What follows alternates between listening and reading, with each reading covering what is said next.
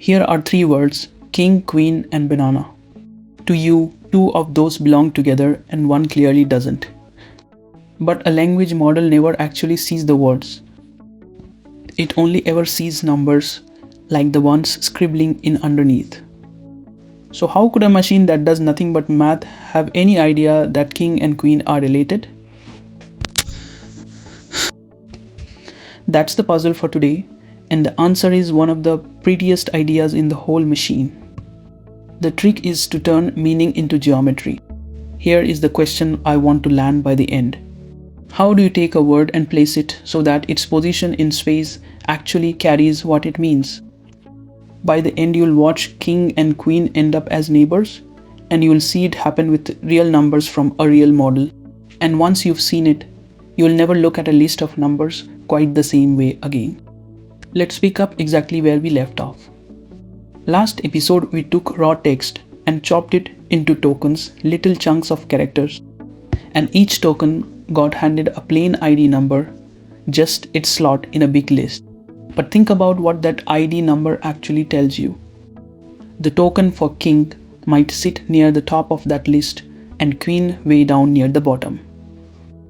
Those IDs are basically shelf numbers, and sitting near the top versus near the bottom says nothing about meaning.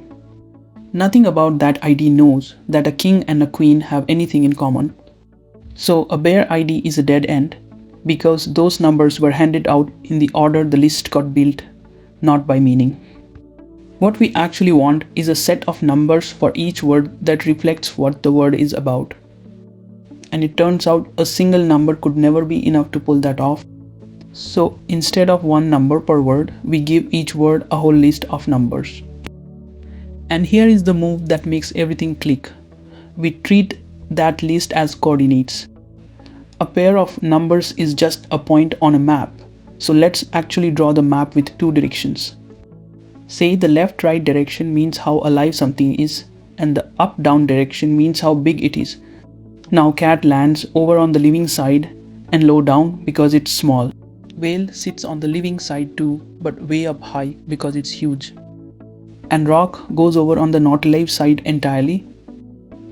Now look at what we just did. The position of each word on this map says something real about the word.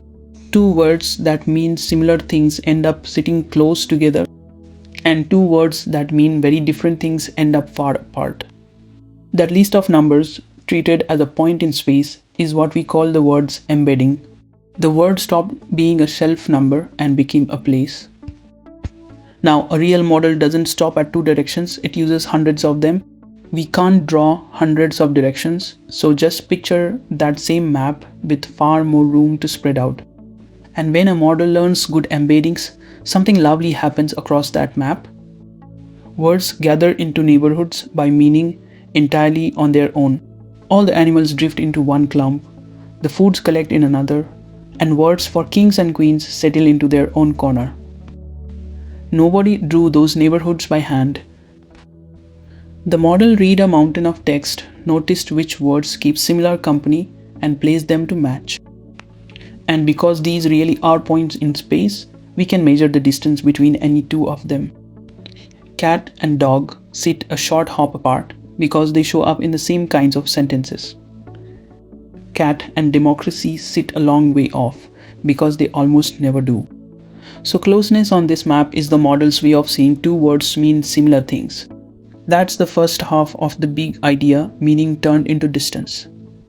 But here is the part that genuinely surprised me the first time I saw it, where the words sit is only half the story because the directions between them matter too. Draw an arrow from man to woman and notice how it points a certain way for a certain length. Now draw the arrow from king to queen. It points almost exactly the same way and it runs almost exactly the same length. The step from man to woman and the step from king to queen turned out to be the same move across the map.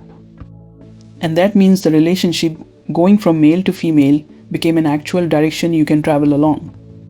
Which leads to the trick these embeddings are famous for. Start at the point for king, travel along that same arrow, the man to woman direction, and see where you land. you land right next to queen. So you really can do arithmetic on meaning. Take king, subtract man, add woman, and you arrive at queen. That relationship isn't written down in a rulebook anywhere. It's just a direction baked into the space. So that's the second half of the idea.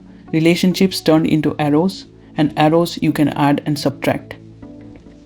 And I don't want you to take my word for any of this, so here is the real thing.